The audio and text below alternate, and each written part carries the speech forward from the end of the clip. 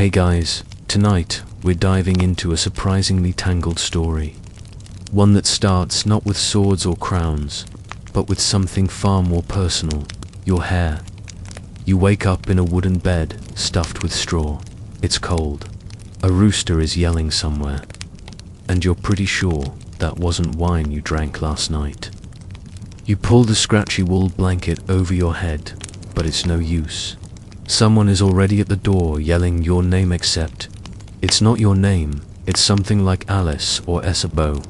You, my friend, have just woken up as a woman in medieval Europe, and you have a problem.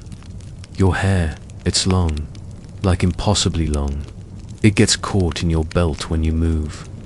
It takes forever to braid. It's heavy, it itches, and it smells faintly of sheep tallow. You spot some rusty scissors on the table and instinctively reach for them. But before you can snip even a lock, a voice shrieks, "Don't you dare, Aunt." Marjorie storms in like she's got the wrath of 7 saints behind her.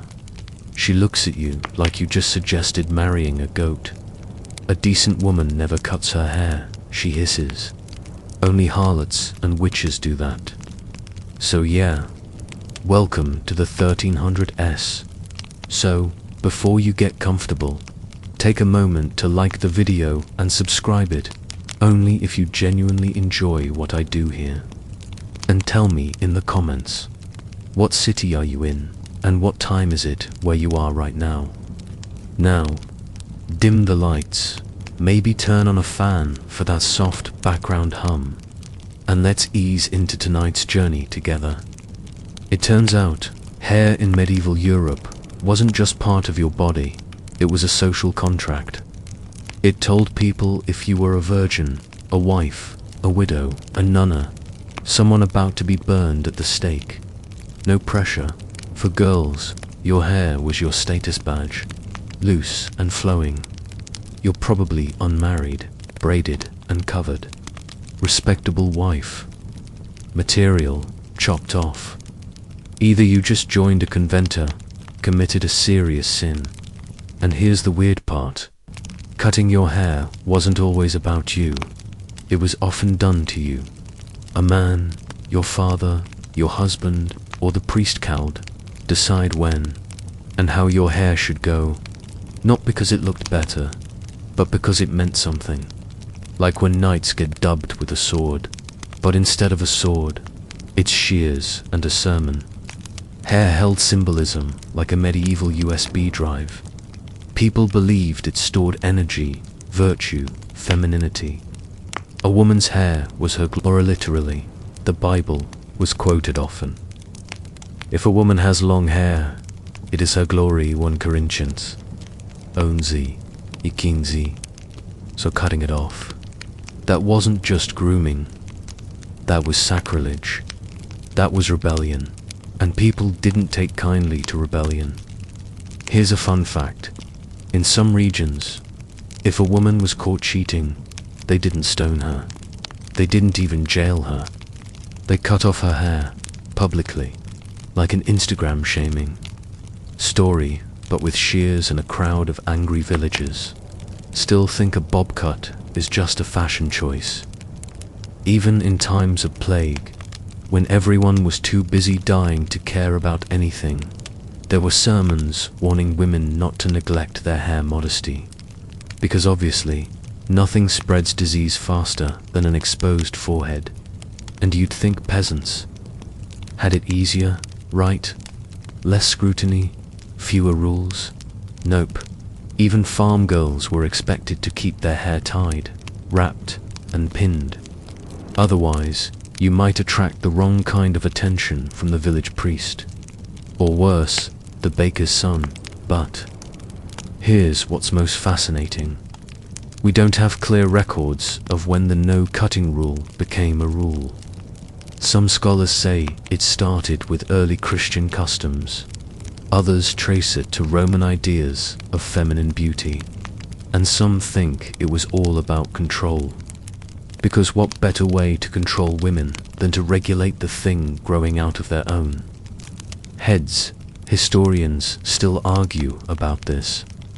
Was it religious, cultural, patriarchal paranoia, with a side of hair fetish? No one fully agrees, and yet the rules stuck around, like gum in a velvet cloak, as you look in the cracked mirror and finger your tangled locks.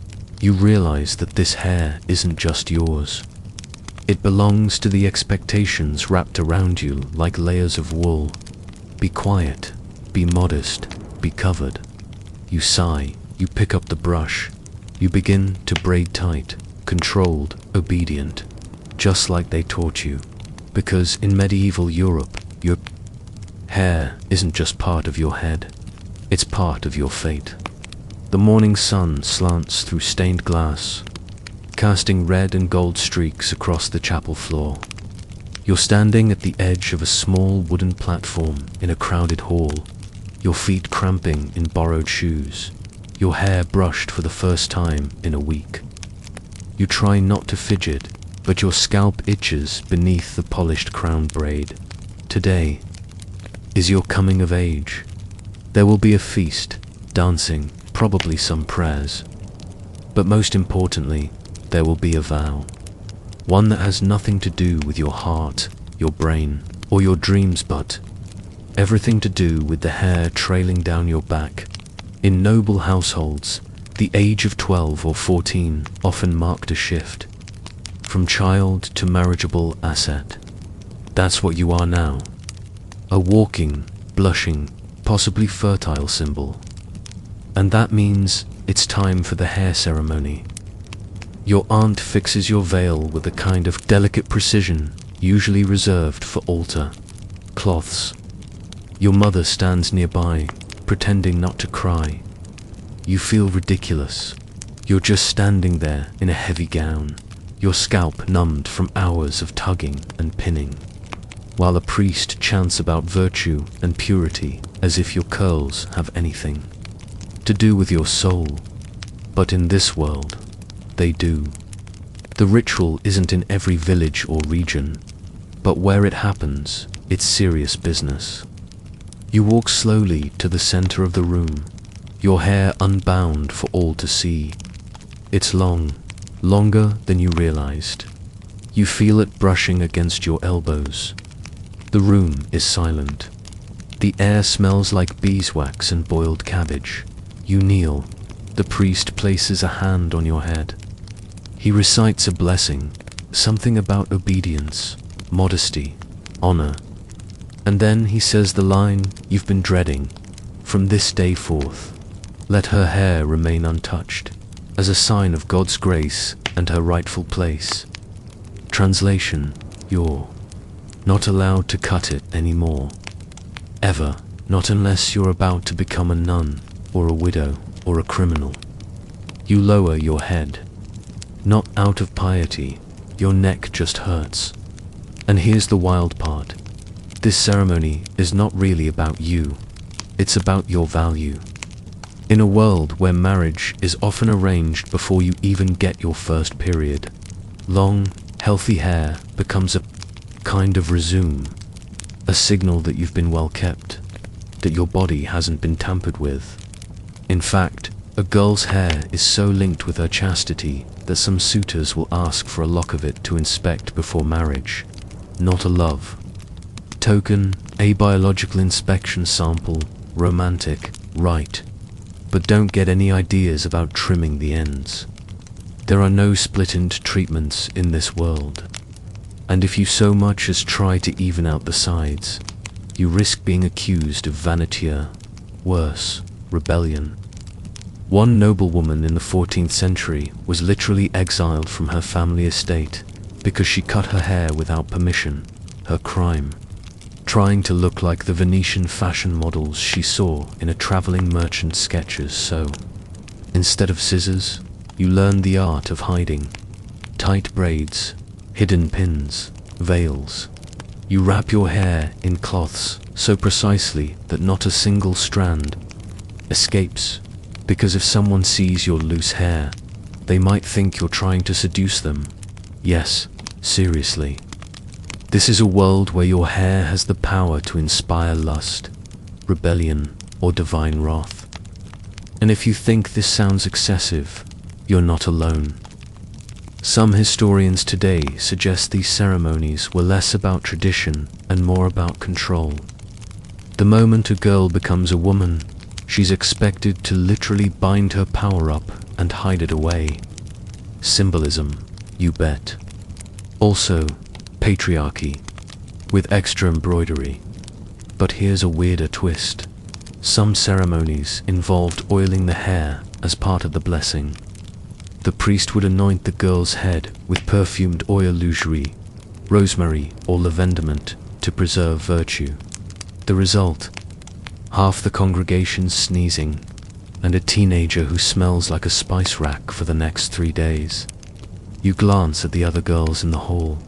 Some look nervous, others are just bored. But all of them are united by one thing, the knowledge that today they've entered a contract with their own hair. A contract they didn't write, a rule they can't break, a symbol they're now required to wear, whether they like it or not. And as the music starts up and the priest steps back, you rise slowly, the ends of your hair trailing behind you like silk chains. You're now a woman, not because you feel ready, but because your hair has been officially declared sacred. Asterisk. The decision isn't yours, not really. Your father's debts have been climbing like ivy on the crumbling church wall, and the dowry needed to marry you off is, well, non-existent. So instead, you're getting the medieval version of a career pivot, spiritual service, or, in modern terms, a forced nunnery transfer. You arrive at the convent with a satchel of bread crusts, a bundle of scratchy wool, and your still untrimmed hair braided tight down your back. The air smells like beeswax, ink, and a hint of regret. A group of sisters ushers you into a cold stone hallway lined with candles and quiet footsteps. One of them smiles, but you can't tell if it's kindness or pity. You haven't eaten since yesterday. Your stomach growls. The Mother Superior enters, tall and stern, her wimple so crisp it could cut glass. She eyes your hair like a gardener appraising an overgrown hedge. Are you ready to offer your vanity to the Lord? She asks. You nod.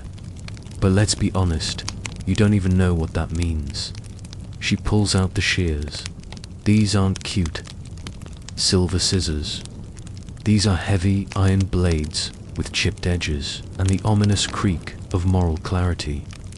A sister holds your braid taut while the shears move closer. You flinch.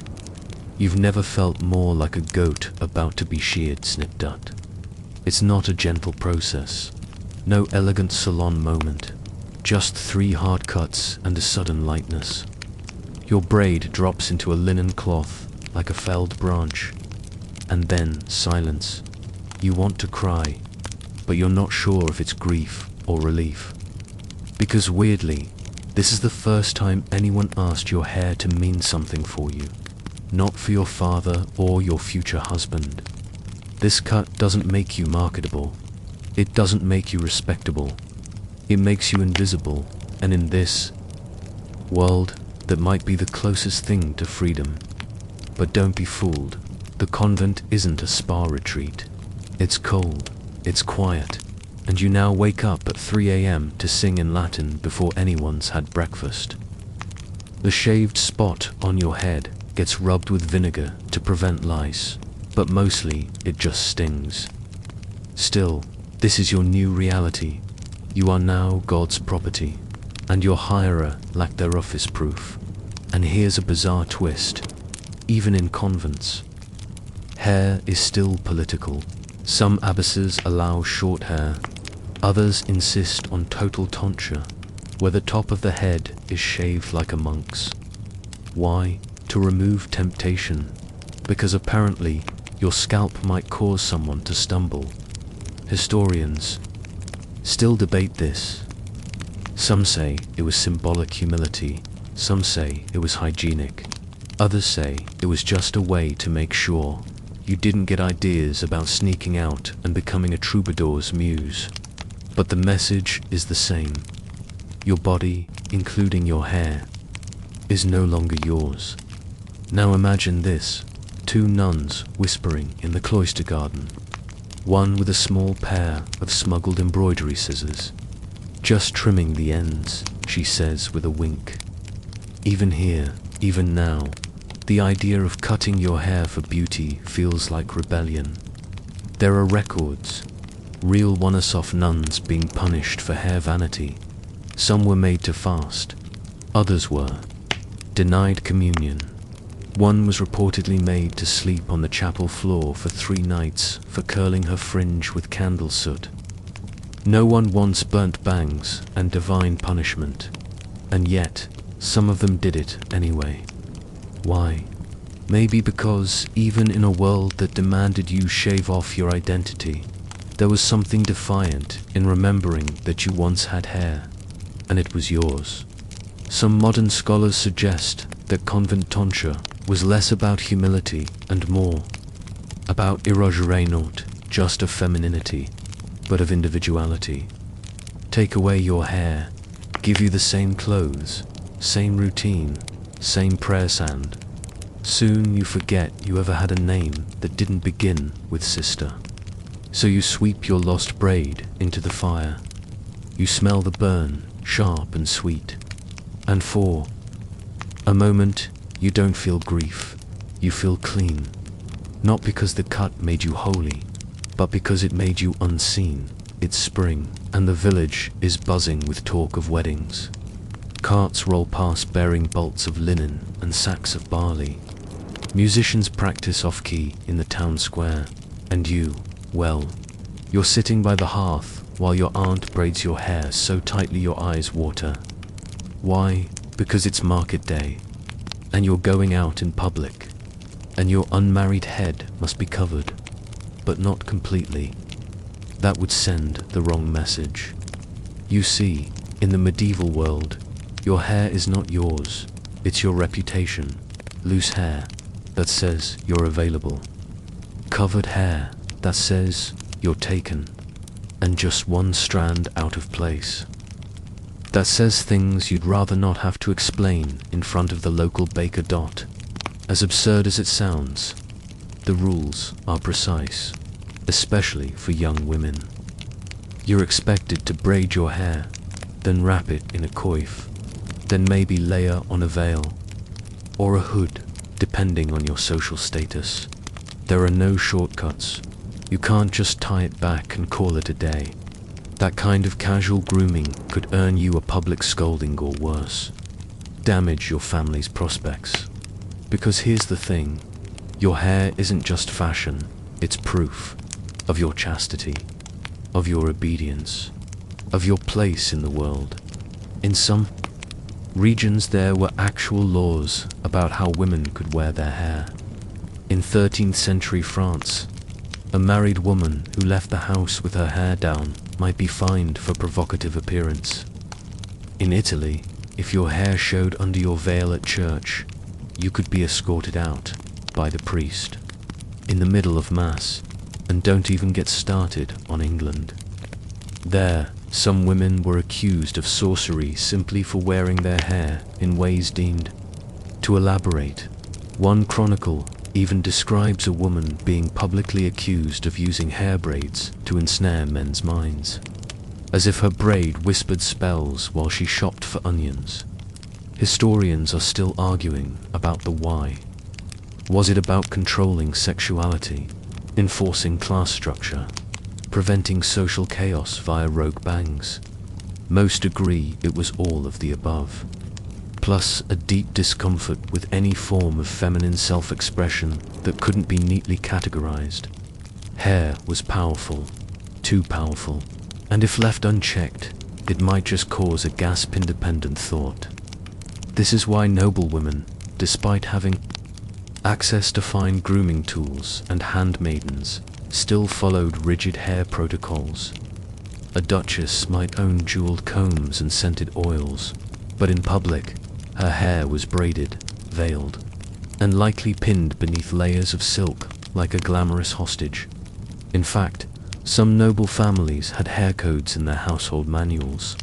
Actual, written instructions on how daughters should style their hair depending on who was visiting. If a bishop came, full veil; if it was just the steward, a modest coif; and if it was a suitor, something in between, just enough to suggest piety, but not so much you looked like a statue of the Virgin Mary. You're starting to see the logic now, aren't you?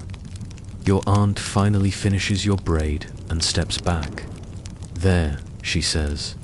"Now you look like a proper maiden." You glance at your reflection in the pot lid. You look like someone auditioning for a historical reenactment of Anxious and Oppressed, the musical. But you nod, because if you dared to say what you're thinking, like, "Why does my hair matter more than my thoughts?" you'd get a lecture about Eve, temptation, and the natural order of things, possibly with a side of fire and brimstone analogies. Still, some women push back, quietly. One girl in your village wears her hair in an unusually high braid, just enough to catch the light when she walks. Another uses colored thread to weave tiny patterns through her plaits, a subtle way of saying, "Yes, I exist, and I have taste." Even those little acts are risky, because in this time, being noticed is dangerous. Yet being invisible, that's exhausting.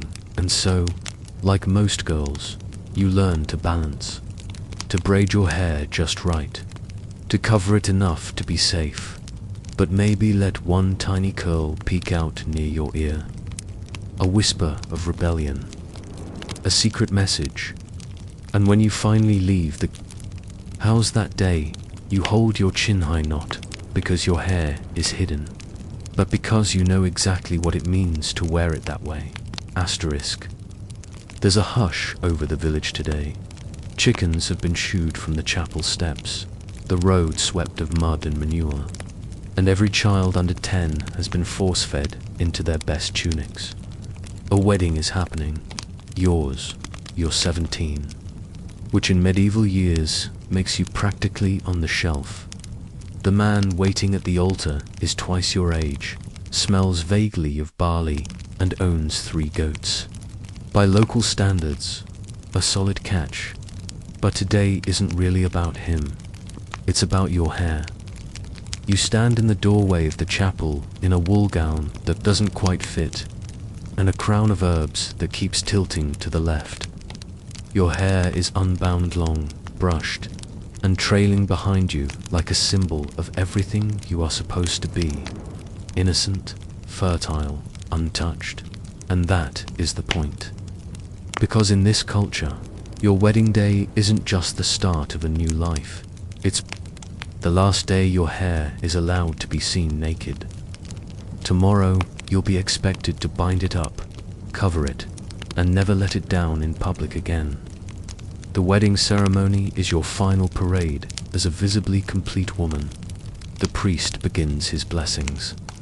The neighbors try not to yawn, and you're trying to ignore the fact that your scalp itches and your veil is slightly singed at the hem from the candle behind you. At the moment your vows are spoken, the priest pauses and gestures to your head. You kneel, and your mother steps, forward not with a comb, but with a wimple, a thick linen cloth that will soon become your daily prison. She wraps it around your head, tucking your glorious wedding hair into a shape, more suited to religious paintings than real life. You're now officially someone's wife, and that means no more free hair. In some regions, this act was as important as the ring. It was called veiling, and it was a public signal that you were now modest, respectable, and no longer for public viewing. Yes, like a delicate cheese or a relic. In some places, husbands even had the right to cut a lock of your hair during the ceremony, symbolizing that your body and everything on it now belonged to him. Romantic, huh? Of course, there were variations. In Northern Europe, the bride's hair might be braided in intricate loops to represent unity. In parts of France, you might wear a silk net called a couvre-chef. In the Germanic lands, they loved their linen so much they practically mummified your head. But the symbolism was the same. Loose hair ends here. Why? Because married women were considered too tempting to be left unregulated. A flash of hair in the market could send a bored baker into a spiral of lust. Better to cover it all, just in case. And here's a weird little detail. In some villages, people believed that a wife who let her hair down in public would cause crops to fail. Yes, actual agricultural doom. All because Gertrude forgot her headscarf. Historians don't entirely agree where this obsession came from. Some trace it to pre-Christian rituals where hair had spiritual power. Others say it was early church doctrine, where women's bodies were considered a source of temptation that must be hidden. Some even suggest it was a economist if you covered your hair, people assumed you were married, and thus less likely to make scandal. What they all agree on is this: the veil wasn't just fabric, it was a cage, and once it went on, it rarely came off. You walk out of the chapel to the sound of bells, cheers, and some drunk uncle playing a bone flute. Your husband grins and tries to lift your veil, only to get it tangled on the pins. You both laugh awkwardly, but inside, you already miss the feeling of wind in your hair. Tonight, when the guests finally leave and the fire dies low, you'll unpin your wimple and run your fingers through what's left of your unbound hair. You'll twist it up, tuck it in, and fall asleep knowing that from now on, your hair will only ever be seen by candlelight and closed doors. And tomorrow morning, when you fetch water or knead dough or visit the priest for confession, people will look at you differently. Not because you're married, because you're veiled. You're in the town, square, on a Thursday morning, clutching a basket of leeks and a few eggs, when you see her, Marian, the miller's daughter. She's usually the kind of girl who blends into the grain sacks. But today something's different. She walks past you with a suspiciously shorter braid and a new velvet ribbon tied around her wrist. That's odd, considering she couldn't afford new shoelaces last week. Then it clicks. She sold her hair. Yes, that's a thing. In medieval towns and bustling ports, there's an entire underground economy for something you didn't even know could be monetized. Human hair, it starts small. A merchant whispers that he's collecting materials for wigs or religious relics. Sometimes they even say it's for saints, effigies best, apparently. Statues of Saint Ursula look more holy if they've got real blonde curls. Totally not creepy at all. And if you have golden hair, oh boy, that's gold dust. Especially if it's long and healthy. Italian wig makers in Venice and Florence will pay handsomely for it. They want wigs for noblewomen, actresses, even bishops, mistresses. There's a whole trade route where human hair travels further than most people ever will. You could lose your braid in York and find it 6 months later on a duchess in Naples. Some barbers get in on the trade too. They keep accidental trimmings and resell them. In fact, in certain towns, hair theft becomes a minor crime. Street kids snip braids off girls at festivals. Once, in Bruges, a young boy was caught trying to sell a full plate he claimed had fallen off a cart. Sure, Jan, but let's talk about how it's actually done. There are women sometimes desperate, sometimes just clever, who agree to cut their hair in secret, usually late at night, in a cellar, with a candle and a rusty blade. They don't tell anyone, because the shame of being seen with short hair. That could cost you your place in the church choir. your betrothal, even your job as a washerwoman. Because remember, in society's eyes, short hair equals sin. Either you're a nun, a criminal, or a walking scandal, and yet, the market thrives. One woman in Prague reportedly sold her braid for the equivalent of a month's rent and a goose. A young servant in Bordeaux earned enough for a pair of boots, a new shawl, and a tiny silver ring. Temporary humiliation. Maybe, but sometimes, poverty doesn't leave room for dignity. And here's the oddest twist. Once your hair is sold, it becomes susceptible again. Once detached from your sinful little head, it can be used to adorn noble ladies, dolls for royal children, or even reliquaries. Hair, apparently, loses its danger once it's someone else's. Historians don't fully agree on how widespread this trade was. Some believe it was rare and regional. Others argue it was far more common than we think. Just rarely recorded bays who wants to write down bought Margaret's hair next to the pig stall, 3 silver pieces. You return home that afternoon and pass Marion again. She smiles, eyes bright, new ribbon fluttering.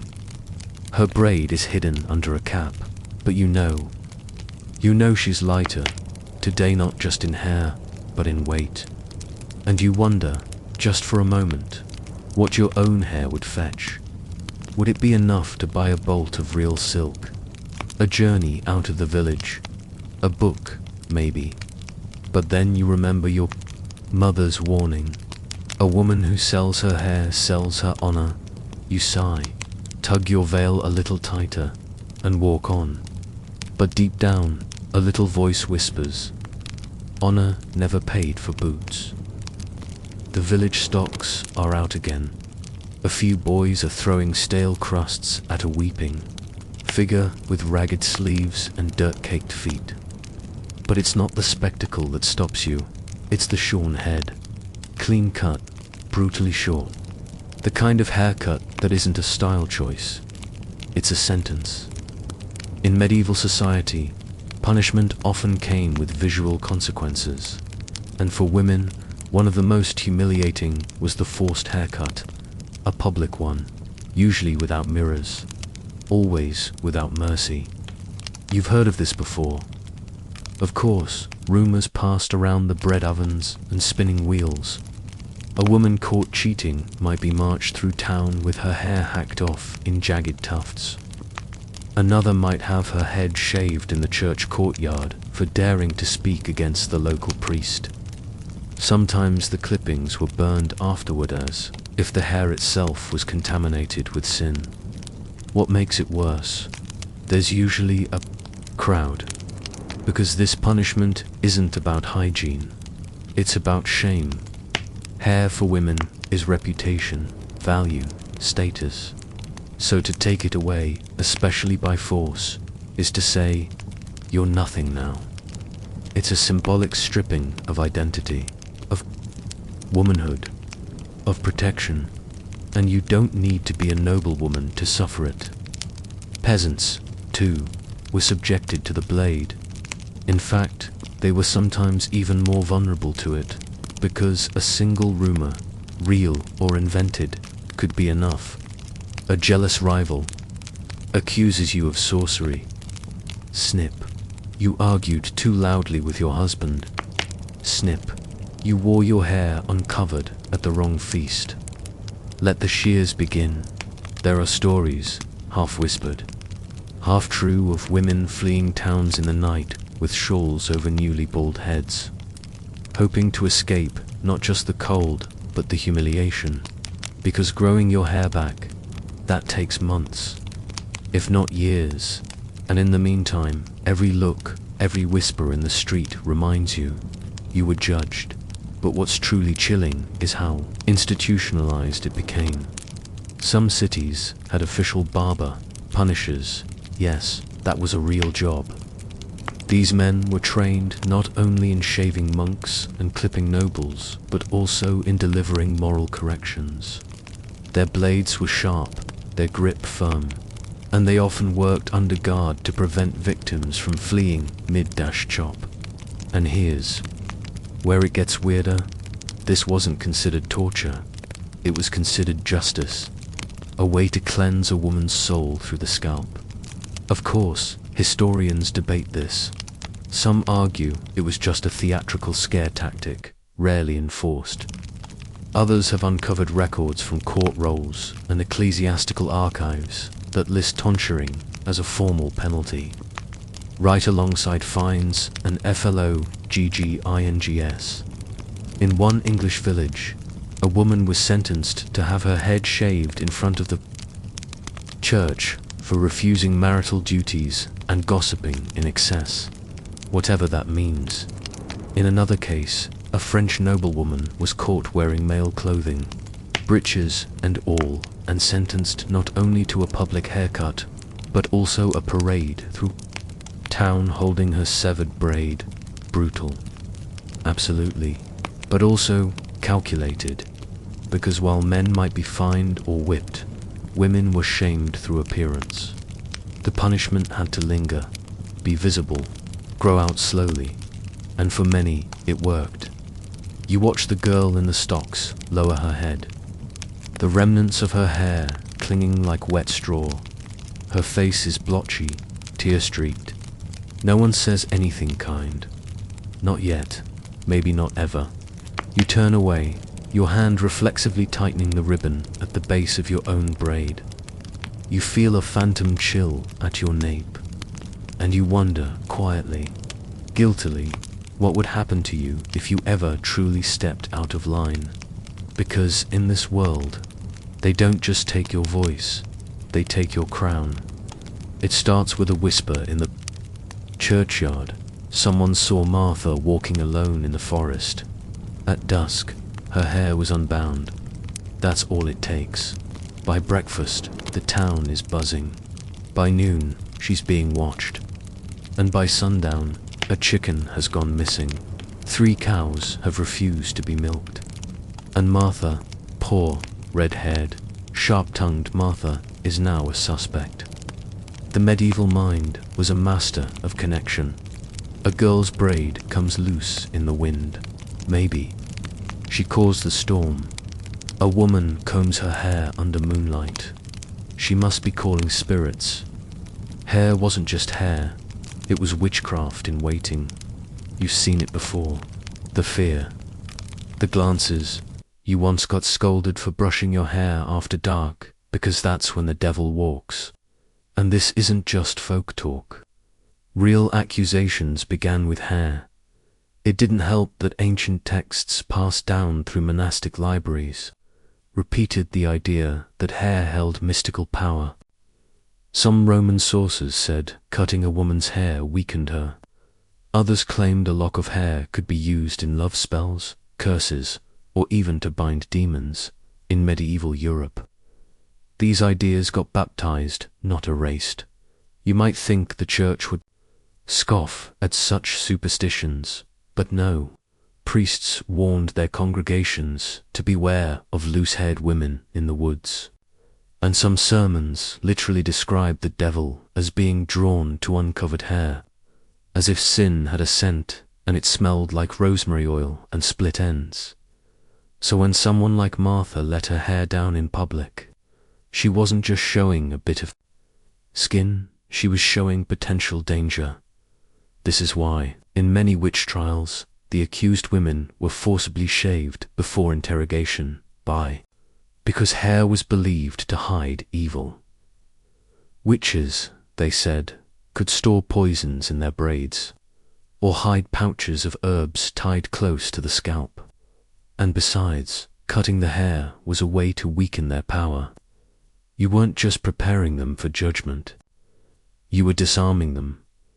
In the German town of Bamberg, trial records show that every woman brought in under suspicion of witchcraft was tonsured upon arrival. Some were shaved completely bald, others just had their braids removed.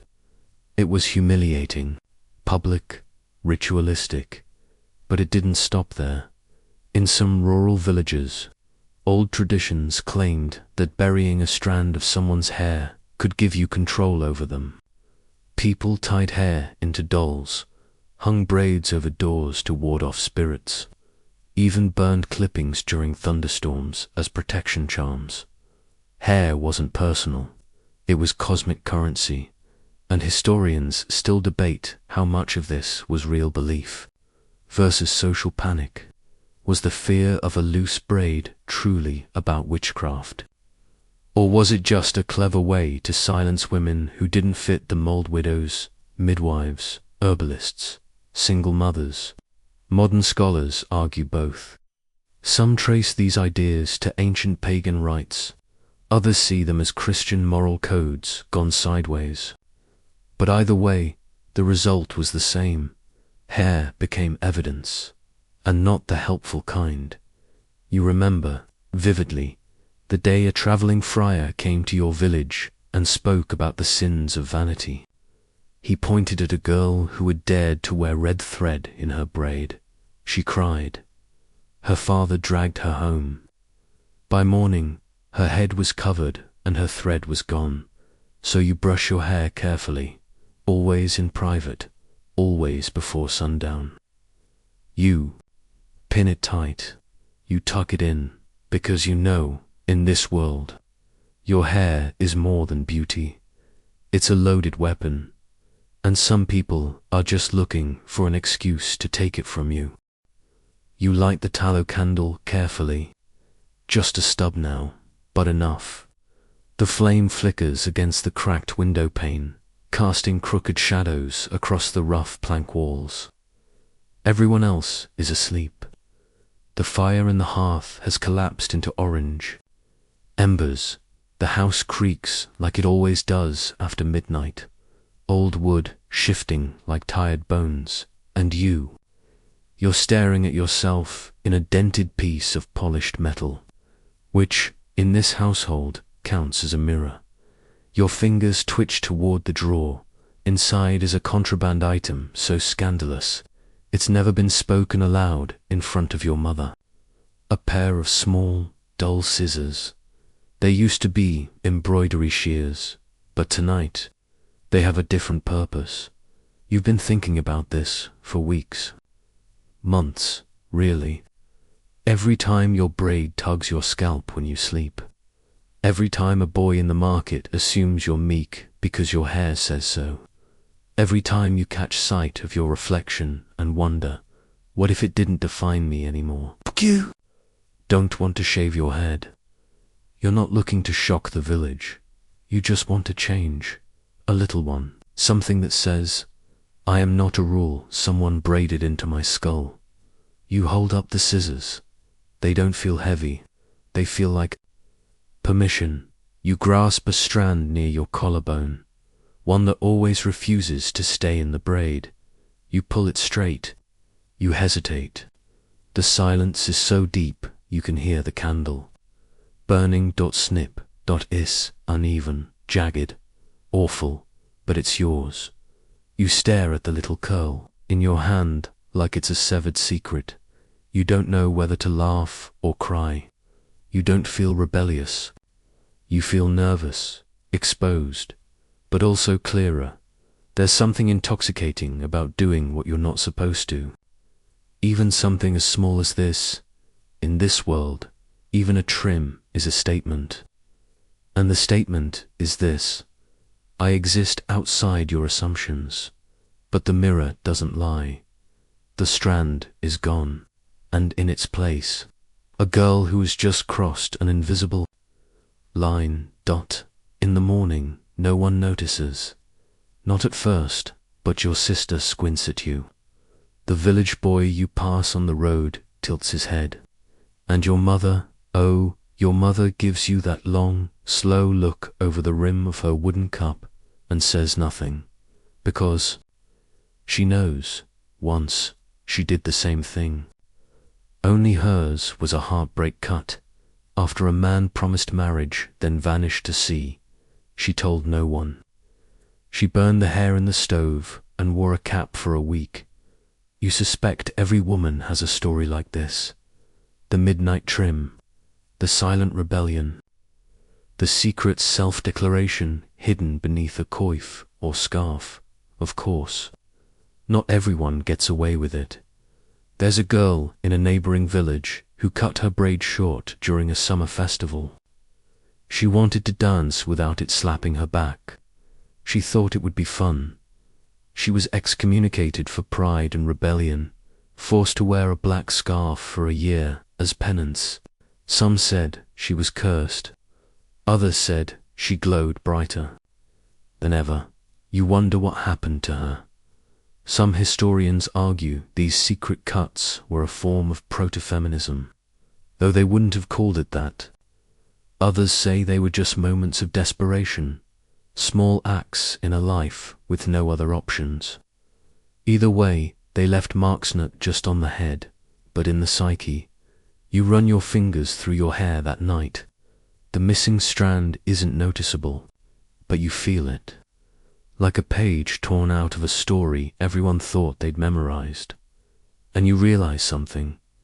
You didn't do this to be seen. You did it to see yourself. The veil itches, always. Even in winter. You've worn it so long now that it feels like an extra layer of skin. One that's always slightly too tight, slightly too hot, slightly not you.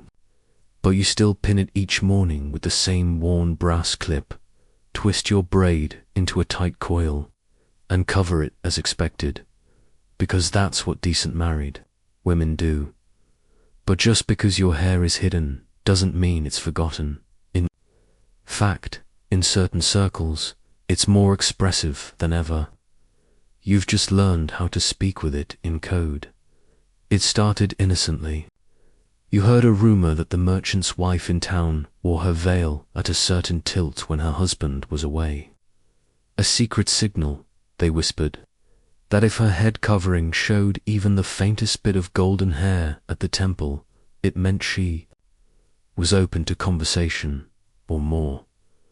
At first, you laughed, surely not, but then you noticed it yourself. A veil adjusted just so. A scarf tied lower at the nape than usual. A widow who wore her coif unusually loose after Mass. These weren't accidents. They were messages. In a world where women couldn't speak freely, hair found other ways to talk. You learn quickly. A single curl escaping near the cheek. A symbol of mourning, grief allowed a little looseness. A hint of braid pattern under a translucent veil. A quiet assertion of pride and heritage, even if your last name changed at marriage. The embroidery on your veil, that isn't just decorative. In some towns, unmarried girls were allowed to wear blue-threaded edgings, while married women had to stick with white. But if you stitched a tiny red bead at the corner, visible only in sunlight, that was your business. And yes, the men noticed. Eventually, which is why, in certain regions, sumptuary laws were passed to regulate how women could cover their hair. Not just whether they had to, but how. In 14th century Florence, a woman could be fined if her veil was deemed too sheer, or if colored threads suggested immodest decoration. There are actual records of women being summoned before the city council because their veils were provocatively stitched. Imagine that, summoned to court for scandalous cross-stitch. Still, the more rules they made, the more quietly rebellious the women became. Historians today are still decoding what some of these styles meant. The exact positioning of a pin, the choice of veil fabric, whether your coif tied under the chin or behind the neck. It's like an entire unspoken language of fabric and hair, understood only by those who lived inside it. Some women went further. In noble courts, it became fashionable to hint at hair without actually showing it. Lace veils so fine they were practically transparent, fastened just far enough back that the imagination could fill in the rest. Scandalous? Technically no. But suggestive? Absolutely. In marketplaces, girls would accidentally drop a comb or unpin a layer while bartering, letting a lock fall just long enough to attract attention. Some called it flirting, others called it dangerous, and always the veil came back on, like nothing had happened.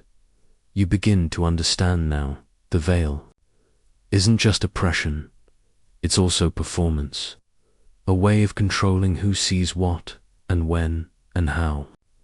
A curtain on a stage where every woman is both actor and director. Tonight, as you undo your pins and remove the layers of linen from your scalp, you catch your reflection in the wash basin water. Your hair is damp with sweat, slightly flattened, but still there, still yours. You don't need to let it down in public to know its power. You've hidden it so well, it's become a secret weapon. You're sitting at the spinning wheel, foot tapping the treadle, hands busy with wool. But your ears are on the men at the hearth. They're talking about hair, not your hair specifically, but women's hair in general, how it should be kept, what it says about a woman. One of them, a traveling friar, is quoting scripture like it's an instruction manual. A woman's hair is her glory, and it must be veiled. Another, the town bailiff, nods solemnly and says he fined a girl last week for walking bareheaded near the chapel, setting a poor example. He mutters, "You keep spinning, because this is not new." The people who get to decide what your hair means. They don't wear it like you do. They don't braid it, wash it with rainwater and ash soap, pin it under veils until their scalp burns. They write the rules, and they are almost always men. You've read scraps of parchment, heard sermons, seen the lists tacked to the church door. The hair codes are elaborate: length, texture, how much can be visible, how it should be styled for widows, for new brides, for mothers of 3. And behind all of it is this unspoken assertion: your hair belongs to your role, not to you. The church, of course, has opinions. Oh, so many opinions. Church fathers like Tertullian wrote lengthy treatises scolding women for beautifying their hair, accusing them of inviting sin simply by brushing it. Another, Augustine, warned that loose hair was the road to lust, and we all know where that leads. Spoiler, nowhere good. If you're female, and these texts weren't dusty footnotes, they were taught, repeated, embedded into law and liturgy. Priests would preach entire sermons on modest appearance, which everyone knew meant hair, and woe to the woman whose locks caught the light a little too proudly. But it wasn't just the church. Husbands, fathers, brothers, they got a say too in some towns. A man could be fined if his wife appeared in public with her hair uncovered. In others, he could demand she have her hair cut for discipline. There are recorded cases where women were physically restrained while their husbands called the barber in legal documents. A woman's hair is even cited as marital property. A bishop in the 12th century reportedly ruled that a man whose wife had secretly trimmed her hair deprived him of what was lawfully his. Imagine that your split ends considered a domestic offense. Historians debate how widespread these practices were. Some suggest they were more common in urban areas where visibility and judgment were higher.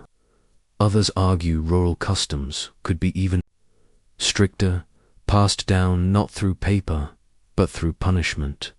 Either way, the result is the same. You learn early that someone is always watching, not always cruelly, sometimes out of habit, sometimes out of fear, but always with the assumption that your hair tells a story, and they get to edit the ending.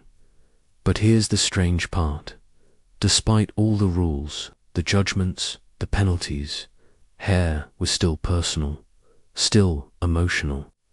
Girls cried when their braids were cut. Mothers saved baby curls in cloth pouches. Widows, in their grief, unpinned their hair for the first time in decades, letting it fall like a memory. Hair was never just an accessory. It was a diary. You just weren't the one writing it tonight. After everyone's gone to bed, you sit by the dying fire and pull out a tiny comb, not to style your hair, not to flaunt it, just to remember what it feels like to touch something truly yours. The rules may belong to the men, but the strands, they still belong to you. You've spent your life believing that hair must be hidden, controlled, sanctified or punished. But then one day, a caravan arrives from far away, its mules loaded with silk, spices, and stories, and with it, a woman. She steps out of the cart in robes you've never seen before, layered and flowing, her face veiled with gauze so fine it looks like mist. But what catches your breath, what makes you stop in your tracks, is her hair. It's not hidden, it's styled. Coiled, Jeweled, visible. She's single quotes, as from Constantinople, someone whispers. Or maybe Baghdad. No one is sure, but what's certain is that this woman walks with the kind of quiet power that says her hair is hers, and no one else's. She's not reckless. Her hair isn't flapping wild in the wind like some village outcast. No, it's arranged with intentions, sections braided with golden thread, pins like tiny scepters holding it in place. You realize something you've never dared to think before. Hair can be strength, not scandal. In the East, the rules were different, not gone, just reimagined. In the Byzantine Empire, noblewomen were often depicted in mosaics and frescoes, with their hair elaborately styled. Yes, they wore veils in church and on formal occasions, but hair was also a tool of self-expression. It was identity, a way to distinguish class, marriage status, even region. In Persian courts, hair could be oiled, perfumed, braided with ribbons, and still be seen in public. It didn't mean you were shameless. It meant you had resources, refinement, a name worth remembering. And in the Islamic world, hair covering was indeed part of religious practice, but it wasn't always punitive. In many places, the hijab wasn't enforced by law but observed by choice, and what lay beneath was still deeply cared for. Henna-dyed tresses, intricately wrapped turbans, and scented oils were part of daily ritual, not hidden shame.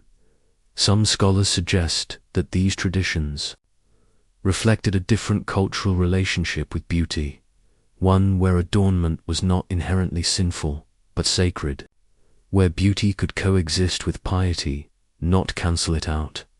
Of course, there were still rules, boundaries, judgments. No culture is free from that, but there was also nuance, and when these women visited Europe and throw trade, marriage alliances, or pilgrimage, they brought their hair customs with them, and oh, the stir they caused. A Spanish noblewoman once wrote of a visiting Eastern merchant's wife who wore her hair in 12 tiny braids, each tipped with a pearl. It was like watching music, she said. The priests turned red. Imagine the clash of worlds, one where hair must be covered or cut, versus one where it can be displayed with dignity. You begin to understand that rules are not universal truths. They're local scripts, shaped by power, politics, climate, even commerce. What is scandal in one town is celebration in another, and it makes you wonder, who benefits from you believing your hair is dangerous? Is it God, or just someone who wants the right to define you? That night, you sit at your loom and try to braid your hair like the Eastern woman's. It's clumsy, the silk thread snags. But you smile anyway, because for the first time, your hair feels like art, not armor, and you catch yourself thinking, what else have I believed that might not be true? The air inside the convent chapel is still, thick with beeswax and cold stone. You kneel on the flagstones, hands folded, robe freshly laundered, scalp already sore with anticipation. Today is your profession day, the moment when your novitiate ends, and you become, officially and permanently, a bride of Christ. You try not to glance at the others, but you can feel them beside you. Two older novices, one trembling, the other composed.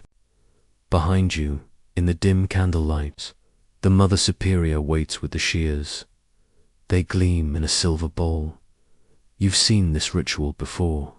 Once, as a child, when your cousin entered the Benedictines. It felt abstract then, like a distant echo. Now it's real. Now you're the one kneeling, and your braid, the one you've combed and wrapped and whispered to, is about to be cut in the name of divine obedience. This isn't punishment. This isn't shame. This is sacrifice. In monastic tradition, the tonsure ceremony is ancient, rooted in Roman customs, reshaped by Christian vows. It symbolizes the renunciation of worldly life. For monks, it's the shaving of the crown. For nuns, it varies. Some cut a lock, some shear everything. But the message is the same. You are no longer yours. You bow your head. The shears approach, snip. You don't cry. You expected the tug. What you didn't expect was the sound. A clean, soft tear, like fabric parting, and then another dot and another. Your hair lands in a basin lined with linen, each strand falling like a sentence finishing itself. You feel lighter, colder, stranger. The sister standing nearby begins to chant. She has chosen the better part. It echoes off the stones like a lullaby and a warning. You are now invisible by design. In this space, your body is meant to vanish, no longer a source of distraction or desire. You will be seen only in prayer, only in service. But here's the quiet truth no one says out loud. The ritual binds you, but also frees you. Because for the first time, no one expects you to seduce, marry, bear children, or charm a room.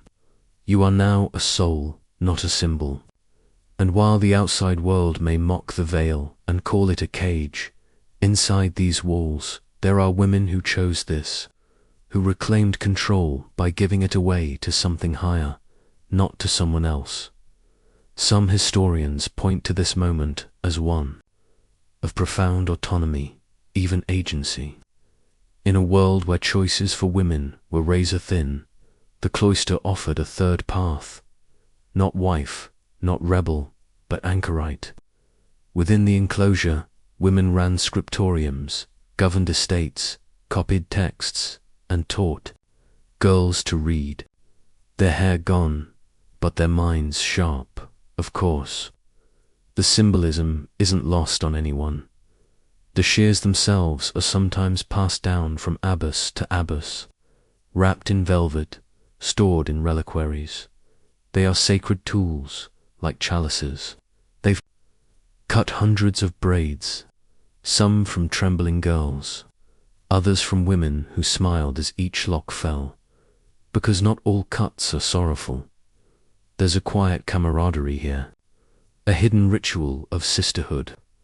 After the shearing, older nuns often give the new ones small tokens, a pin, a ribbon, a scrap of veil, not to dress up the head, but to acknowledge the transition, like a medal after battle. A sign you did it. You let go. That night, you lie in your cell, head wrapped in linen, feeling the breeze on your bare neck. You touch the stubble where your braid used to hang. It feels alien, tender, holy. You don't regret it. Not because you're certain, but because for once the choice was yours. and that makes all the difference. You pull the tunic tight across your chest and tug the belt snug at your waist. Your borrowed boots are too large, stuffed with straw. A dented helmet hangs crooked on your head. But it's your hair, your long, loose, completely unbound hair. That might be the most dangerous thing you're wearing tonight. You've cut nothing, because tonight that would defeat the point. You are going to war, not in a grand, night sun, horseback, trumpet blaring kind of way. No banners, no titles. You're slipping out the back of your master's estate with two others, a maid who lost her brother to raiders and a laundress who's been practicing with a sling behind the stable. You're not fighting for glory. You're fighting because no one else will, and you're going dressed as a man. You're not the first. There are stories, always whispered, of women who donned armor and passed as soldiers, who rapped their chests and deepened their voices, who rode into battle with their hair hidden beneath helms or stuffed under caps. But some did the opposite. Some let their hair fly free to intimidate, to confuse, to say, without words, I am not bound by your rules. There's an old tale from the Saxon frontier of a woman who braided her hair into loops as she rode into a skirmish, tying bones into the ends. The enemy fled not because she had a sword, but because they thought she was a ghost. It's more than myth. In Joan of Arc's trial, yes, that Joan, her hair was a frequent topic of interrogation. She cut it short, dressed in male clothing, and refused to grow it back even when threatened with death. To her, it wasn't vanity. It was armor. The judges obsessed over it, as if hair held the key to her soul. Maybe it did, and then theirs. The tale of Fioretta, a Florentine washerwoman who fought off a band of mercenaries with a pitchfork and a braid, tied like a noose around her shoulder. She didn't cut it, she used it. Hair, in these moments, becomes defiance.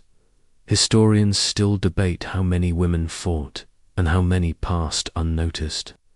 But in military records, there are curious notes. Beardless boy, unusually tall, or soldier, spoke little. Always covered head. Translation, someone was hiding something. And often it was not just gender, it was truth. You and your companions reach the edge of the woods, just where the enemy is camped. You draw your weapon, a dull axe, really, and look at each other. Number? One speaks. The wind catches your hair. You know it might get in your face, that you could trip over it, that someone could grab it mid-fight, but still you leave it loose, because tonight you don't want to disappear. Tonight you want to be seen. Afterward, if there is an afterward, you know you'll have to vanish. Cut your hair, hide again, go. Back to being someone who lowers her gaze in the market and wraps her head before dawn. But not tonight. Tonight, you are unbound. Some say women like you were mad. Others call them brave. The truth lies somewhere in between, tangled like the knots in your hair after a night in the forest. After a run through mud and blood and smoke dot. Tomorrow, if you live, you might braid your hair again, but it won't feel the same dot, because once you've worn it free, under the moon, under fear, under fire, you never forget that feeling, and no veil, no rule, no blade can take it back. The morning fog hangs low over the village rooftops as you stand before the cracked mirror again. You've stood here many times after weddings, funerals, childbirths, feast days, but today is different. Today there is no audience, no priest, no ritual, no approval. Just you, your reflection, and the scissors. They're sharper now, newer than the rusted pair you once hid in a drawer. You hold them in your right hand like a question you're about to answer. Your hair is long again. You've grown it out over the years, outlasted rules, outlived expectations. You've braided it for church, tucked it for market, veiled it for respect. But now you look at it and feel only weight, not the sacred kind, the heavy kind, the kind that drags. You raise the scissors to your shoulder. For once, there's no reason, no vow, no penance, no rebellion. You are not becoming a nun. You are not mourning a man. You are not being punished or purified or shamed. You are simply ready. You grasp the braid, the same one that's threaded through every version of yourself you've ever performed, the obedient daughter, the veiled bride, the silent mother, the not quite enough. You hold it, feel its pull, and then snip. The sound is quieter than you expected. The braid falls with a gentle thud onto the wooden table. You don't flinch, you don't cry, you just stare. Not at the hair, at yourself, because for the first time in your life, you've cut your hair for no one. Not to conform, not to rebel, just to breathe. In some regions, there's a superstition that a woman cutting her hair outside of ritual will lose her soul's balance, that it disrupts the harmony between body and spirit. Scholars argue whether this was ever widely believed. Others say it was a way to keep women scared of their own choices. But you don't feel unbalanced. You feel aligned, light dot. Even as you sweep the braid into a basket, you don't feel the usual sense of loss. You feel presence, as though every strand that fell made more room for you. It's strange, isn't it? After all the sermons and codes and glances and whispered rules, it comes down to this: a quiet room, a pair of scissors, and a woman who is done being defined by a filament growing out of her head. Outside, the bell tolls for noon. A baby cries. The baker's son yells something about burnt loaves. Life continues. No one knows what you just did. And no one has to, because this cut wasn't made for history. It was made for peace. You take a deep breath. Run your fingers through what's left. It's uneven, unstyled, completely yours.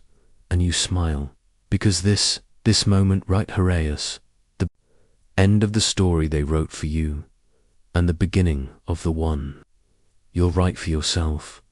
The room is quiet now, not the hush of fear, or shame, or rules being recited by candlelight, but the soft, natural quiet of a world that no longer expects anything from you. No braids to bind, no veils to fasten, no watchers at the gate of your hairline, waiting to pass judgment on a wisp out of place, just you, bare scalp to breeze, or perhaps a cropped curl brushing your cheek. Either way, it's enough. You lie back on the straw mattress, the blanket pulled gently to your chin, the air around you warm and still. And you think not of doctrine or duty or the trembling girl you once were beneath a priest's shears, but of how many versions of yourself lived in every twist, every knot, every hidden pin dot, and how many of them you've outgrown. The hair may be gone, but its stories remain. The little rebellions, the coded veils, the stolen scissors at midnight. The secret smiles passed between women who understood exactly what one strand slipping from a coif really meant. The quiet power of letting your hair speak, even when your mouth could not. Tonight, as you drift toward sleep, you feel a looseness in your thoughts, like the last knot has finally come undone. And in the hush between waking and dreaming, you realize something tender and true. You were never just your hair, but oh, how beautifully it taught you who you are. So rest now. Let your breath grow slow. Let the strands of the past settle around you like fallen petals, and as the darkness wraps gently around your mind, may you dream not of scissors or sermons, but of wind in your hair, no matter how long or short it may be.